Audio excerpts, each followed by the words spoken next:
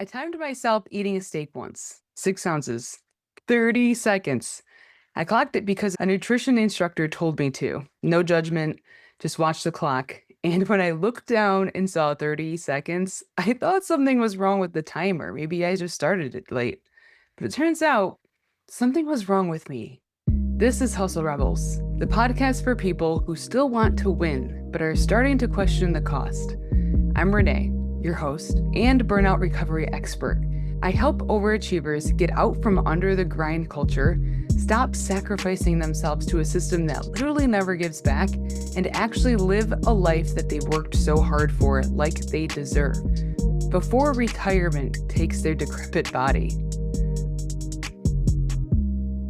If you've ever sat down for 5 minutes and felt a crushing wave of everything you've been out running hit you all at once, stick with me because that's exactly what we're going to get into today. And by the end of this episode, you're going to truly understand why slow down doesn't really mean exactly what you think it means, why rest feels like something you have to earn, and what to actually do about it that isn't a 10-day meditation retreat.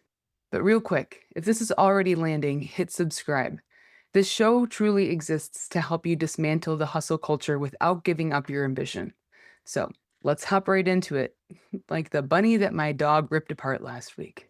So next week, I'm sitting down with Lizzie Pennick. I'll give you her full introduction then, but here's a little teaser. She's the kind of woman who'll jump off an 850-foot building in Vegas just for shits and giggles. And she still spent years being the high achiever who kept succeeding on paper while quietly losing track of herself. The thesis of her work is basically the thesis of this whole entire show. You don't need to earn rest. You need to remember who you actually are. We got into a lot in that conversation that will air next week, but there's one piece of it that I really can't stop thinking about, and I want to sit with it today before you hear the whole entire thing next week. Okay, so back to the steak. I used to blame my eating speed on the job. First responder, firefighter, paramedic. You eat like that because you don't know when the next call is coming. So fair enough. But at the time, I was recovering from surgery and I was still eating like that. I was still doing that. Like I said, 6 ounces, 30 seconds every time with literally no call to beat. And when I told my story to my guest next week, she had an almost identical story, a meal that she inhaled like it was a job to finish, until someone finally called her out.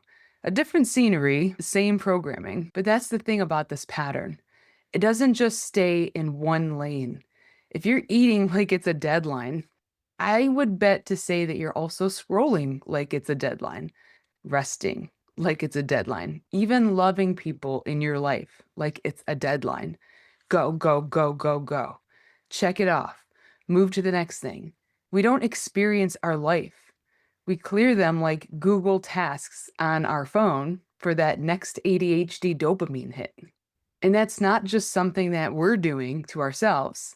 We live in a society that's conditioned us to always be living for the next thing, never the thing that's actually in front of us in the moment. Case in point, kids literally just got out of school, and the commercials are already running. Back to school is back. Back to school?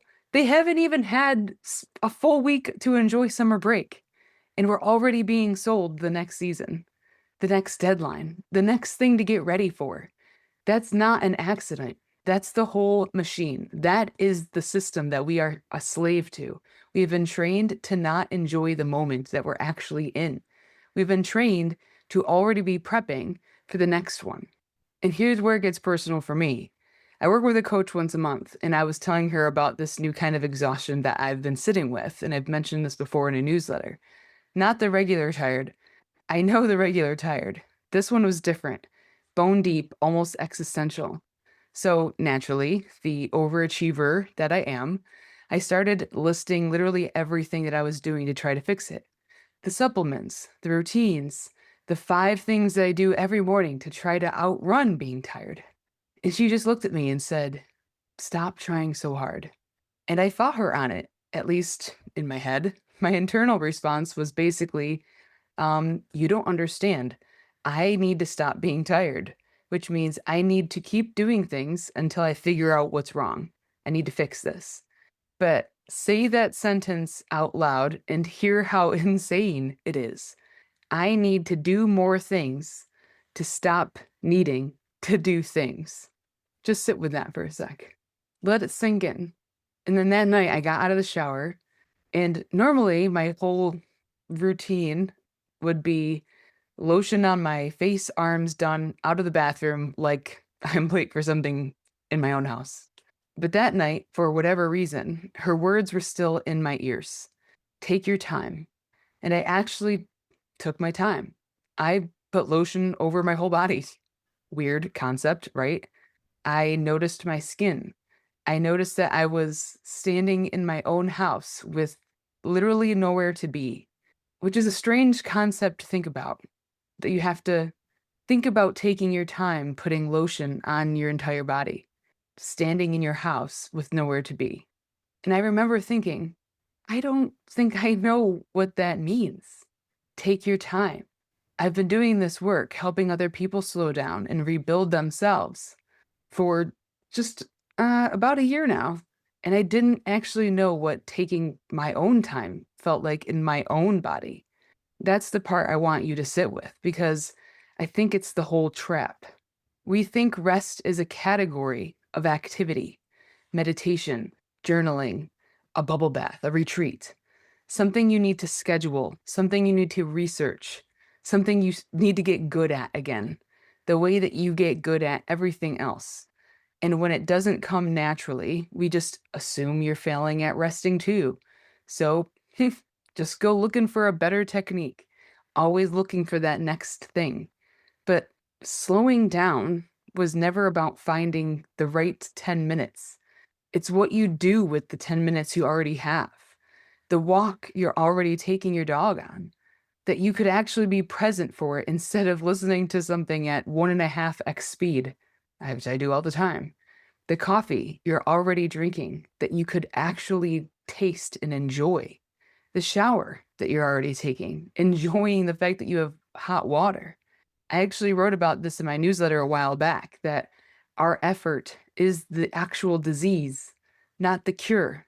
Sit with that for a second, especially if you're the kind of person who responds to every problem, including burnout, by just working harder at solving it. And here's the piece underneath all of it, the reason why we don't stop.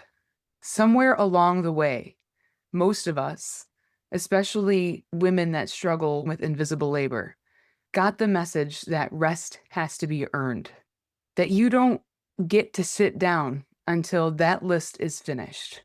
But the list is never finished. So you never actually get that permission slip. It's not a personality trait. It's not your ADHD. It's programming. And it runs so deep that when you finally do sit still, it doesn't feel peaceful. It feels like getting crushed by everything you've been outrunning. I think that's why so many of us just keep moving. Stillness isn't restful when you've never practiced it. It's confrontational. So here's what I want you to take from this, if you take nothing else. What most of us miss is that rest isn't a separate project that you add to an already filled life. It's not one more thing to get right. It's not biohacking. It's not another productivity hack. It's a shift in how you inhabit the life you are already living. Eating the meal you're already tasting, walking the dog you're already walking, standing in the shower you're already standing in, enjoying those moments that you're literally already in. What actually changes it isn't a better routine in the morning. It's catching yourself mid autopilot and asking, am I here right now? Or am I just getting through this? Am I just pushing through? That's it. That's the whole intervention. And what you need to stop outsourcing to willpower and discipline is the belief that you have to earn stillness before you're allowed to have it, because you don't. You were allowed to have stillness and rest the entire time. Nobody is handing out permission slips. You just have to stop waiting for one. Here is your permission slip. So let's pull this all together. We have a pattern that we move through our entire lives on autopilot at deadline speed, even when there's no actual deadline. Eating fast, moving fast, resting fast, if we rest at all. And then we have a cost. We don't just lose time. We lose the ability to feel our own lives while we're living them. And when we finally do stop, it doesn't feel like relief. It feels like getting hit by everything we outran, like a freight train. And then you have a shift. Stop looking for a better rest technique and start noticing the moments you already have and actually being in them, experiencing them. That's it. That's taking your time. 3 words. So if this hits something for you, if you recognize yourself in the steak story, the lotion story, or you've just never once in your adult life actually tasted your coffee, this is exactly the kind of pattern that we dig into inside Burn the Blueprint 4-week identity reset. It's not a productivity hack. It's the work of figuring out who you actually are underneath the performance. I give away the first week for free for all of the listeners, and the link's going to be in the show notes. And if you want more of this in your inbox, the weekly recharge newsletter goes out every week on Wednesday with stuff just like this, just a little shorter, but same spirit with a little bit more regulation techniques. So the link is also going to be in the show notes for that. And obviously, you can subscribe, follow along, and come back next week for the full conversation. It's going to be a good one with Lizzie. You're not broken. You're not lazy. You've just never been given permission to slow down. So give it to yourself. See you guys next week.